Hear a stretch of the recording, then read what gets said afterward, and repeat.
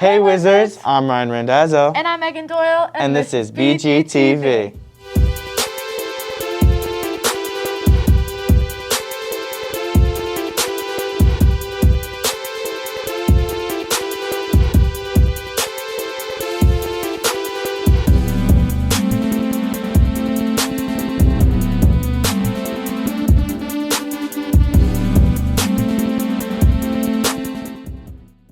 On this week's episode, Megan will go behind the scenes of this year's spring musical.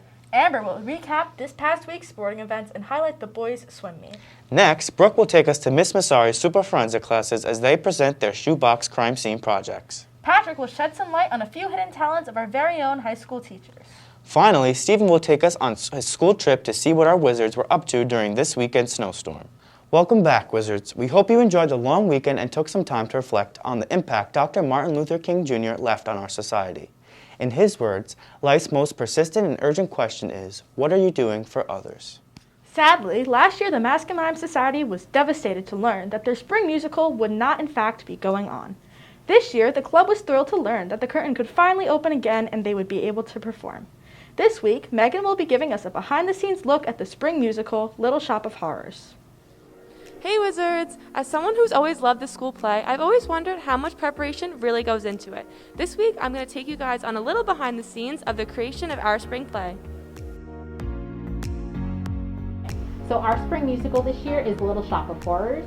Little Shop of Horrors is a very well-known musical that focuses on Seymour Krelborn and how he discovers a brand new plant. And that plant has a very strange and interesting diet that Seymour has to keep secret. We have rehearsals 5 days a week. We only have a couple of hours each day to get things done. We're doing a show that has choreography, so that takes a lot of time. So there are always a lot of moving pieces with putting on a musical. So how does a typical rehearsal go? Usually starts at 3 after school. We usually get there 15 minutes before, at like 2:45.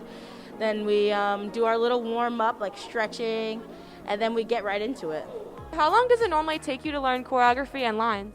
So there's different sections to each song that have different choreography. So for one choreography is just one day, and then you have the responsibility to go home and like practice that.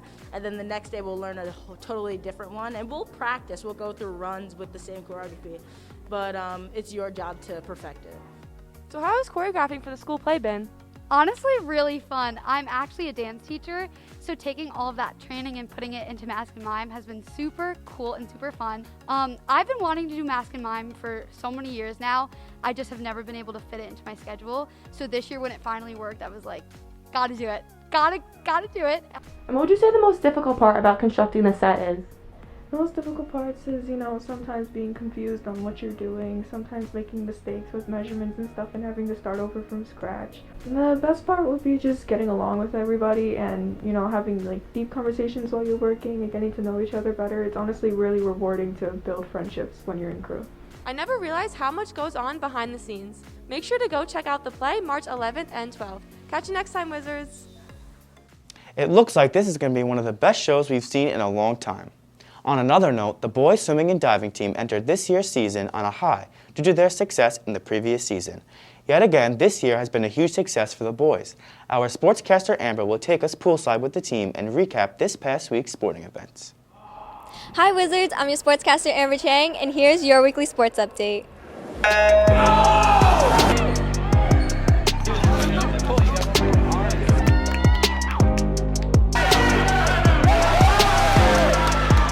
On Monday, January 10th, the girls basketball team had an away game at Burke and won 46-25. On Tuesday, January 11th, the boys swimming and diving team had a meet at Minnesink and won 103-80. On the same day, the boys basketball team had an away game at Goshen and sadly came up short by 1 point with the final score of 61-62. The wrestling team also had a match the same day at NFA for Section 9 duels. During the match, they won against Kingston but sadly lost against Newburgh. On Wednesday, January 12th, the girls basketball team had an away game at Goshen and sadly lost by 1 point with the final score of 39-40. On Thursday, January 13th, our boys swimming and diving team had their senior meet against Valley Central and won 103-71. During the meet, Jackson Vinnerub and Adam Kelman made a season's best. On the same day, the track and field team went to the Armory in New York City.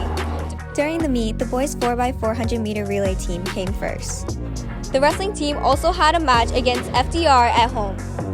On Saturday, January 15th, the wrestling team had a match at Highland High School. At the match, Justin Callahan and Andrew Marchese placed first, Dominic Gennaro and Jake McVeigh placed second, and Ibram Al-Jamal came third. Amazing week, everyone! Here's a list for the upcoming events next week. Now, let's take a closer look at the boys swimming and diving meet that took place last Thursday. Here we have the 50-meter freestyle with Adam Kelman in lane 3. Kelman made his season's best in this event with a time of 22.85 seconds. And let me just say that there was so much water being splashed and so much energy in and out of the pool.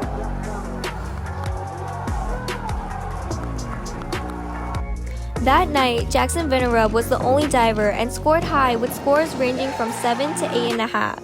He also made a season's best with a score of 299.55.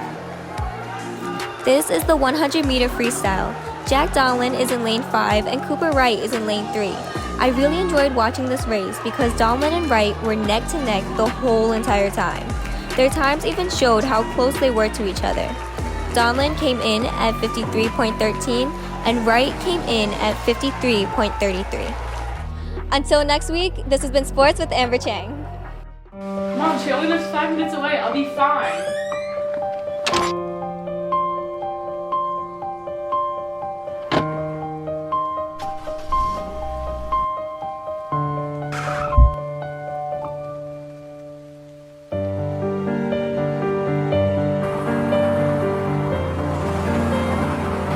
Mom, you were right. My car flew into a snowbank. I don't know what to do. And now for this week's announcements. As we know, Dr. King was an important leader of the civil rights movement who advocated for justice and equality. Join United Cultures in honoring Dr. King's legacy and dream in the main lobby during lunches today by sharing your dream. Seniors, this week is the last week to pick your tux and drape poses for the yearbook. Also, senior ads are on sale at johnston's.com. The last day to order an ad is February 11th. Each year, the students taking Mrs. Massari's Super Forensics class look forward to the Shoebox Crime Scene Project. This week, Brooke was fortunate enough to be able to get a closer look and investigate the details of this long-awaited project.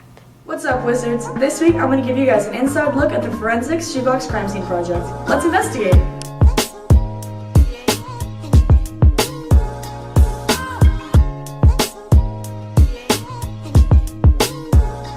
So, Miss Massari, tell me about the Shoebox Project.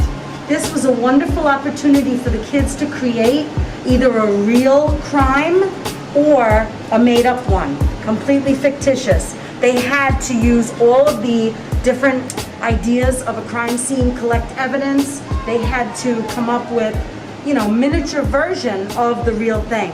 And they had a great time with it. And as you can see, lots of blood, lots of gore. They had to solve the crime. They had to do a presentation, police reports, evidence collection. It was a lot of work, but they really got a lot out of it. So, Jeff, what are your thoughts on the Shoebox Crime Scene Project? I thought it was pretty difficult at times, but I thought it was pretty fun, and it was nice to be creative in that class. So, Francesca, what was the hardest part about the Shoebox Crime Scene Project? I think the hardest part was probably constructing the shoebox itself because it needed a lot of attention to detail. Nice. So, Michaela, how's the forensic project going? It's going really good. It's just really stressful and a lot of work. You have to do the shoebox, and then you have to do a slideshow, and you have to do a portfolio. Nice. Those all turned out so amazing. Well, that's all for this week, you detectives. Until next time. Well, everybody knows that we have amazing teachers here at the high school. What many people might not be aware of is the fact that some of them are hiding special talents. Patrick will reveal a few of them this week. Hey Wizards! Today we're going around the school and scoping out different teachers and their hidden talents. First up, it's Miss Jackson with her quilting. How did you discover your passion for quilting? My grandma taught me how to quilt when I was around 10 years old, and she taught me on a really old Singer sewing machine, I still use it sometimes. So besides quilts, is there any other things that you sew? Yes, I actually started making masks at the beginning of the pandemic.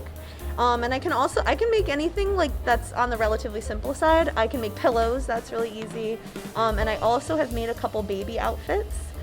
If you follow a pattern online, it's kind of like in science, if you follow a lab procedure, you just follow the steps and you can really do anything if you know the basics. That's really cool.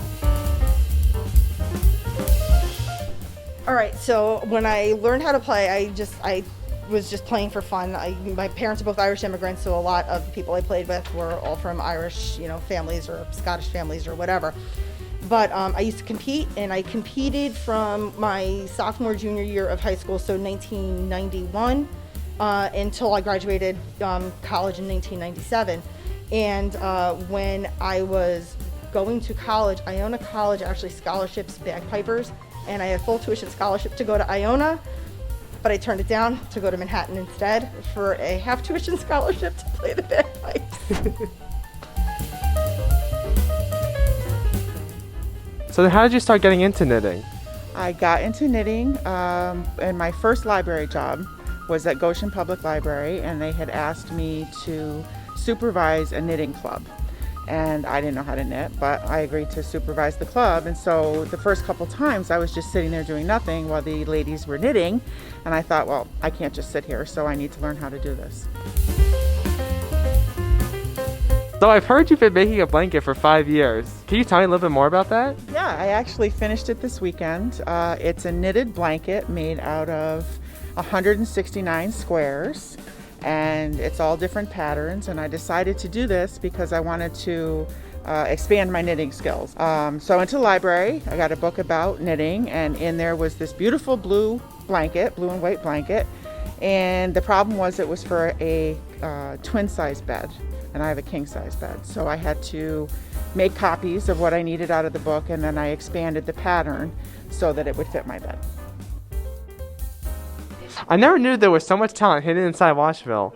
Well, that's all from me, Wizards. Thanks so much for watching. See you next time.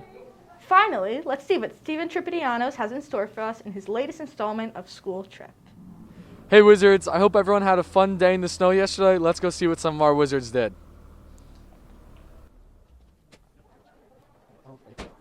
Good question. What did you do with the snow yesterday? Oh my god, I went sledding. You did go sledding? Where'd you go sledding? Where in my backyard? Oh, that sounds fun. Sleep. Sleep? I shoveled. All day? And then I relaxed, and then I slept, and then I shoveled again. All right, sounds fun. All right, good time. Play games. What games did you play? Some Dragon Ball game. Dragon Ball games? All right, sounds fun. I was at my friend's house. What did you do at your friend's house? I don't really know. Nothing really. We watched Netflix. So you were at your friend's house, but you have no clue what you did, and this was only yesterday that it happened. Yeah. Okay. Sure. Me and my brother tried to make an igloo, and it didn't go well. What's your favorite snow day memory?